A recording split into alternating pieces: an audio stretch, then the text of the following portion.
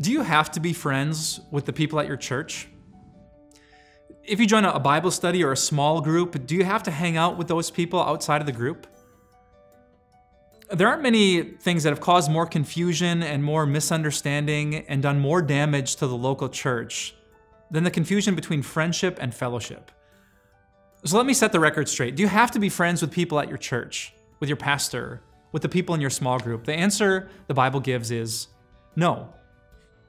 The dictionary definition of a friend is someone who is a preferred companion, someone that you prefer being with and someone that prefers you back. We can't force that by sticking people in a living room or in a church. A friendship has to be self-selected. So no, you won't have coffee with everyone or dinner with everyone. You won't take trips or vacations with every single Christian that you come into contact with. And yet there is something that we have in the church that's for everyone, and that might even be better than friendship.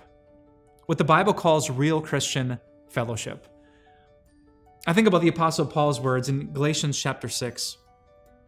He says, "As we have opportunity, let us do good to all people, especially to those who belong to the family of believers." Can you imagine if you went to a church and you weren't the most popular kid in school, but people did good to you? That instead of just being in little circles of friends, there was actual fellowship. People actually one another, those one another passages in the Bible, they cared about one another, and they listened to one another, and they were willing to bear the burdens of one another. Can you imagine how magnetic and how attractive the local church would be if it didn't matter how socially awkward you were, how popular or not? When you walked through those doors, you were genuinely loved because we all shared something bigger than a sense of humor or mutual interest. We shared Jesus.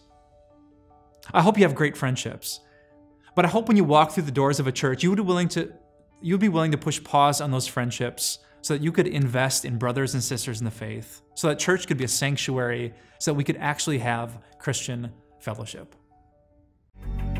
Why can't you be more put together like her? You're such a mess. What kind of man are you? Don't be such a wimp. How can you expect anyone to like you when you're so lame all the time?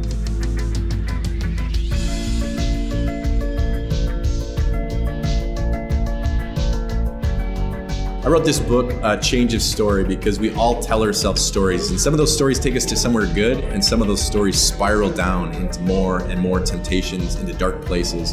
It's at those moments, like Asaph or David, when we have to hear God's story for us. And so in this book, you'll see what God's story is for you and how God can connect you to that story so that you can change where you're going and start leading a life closer to God.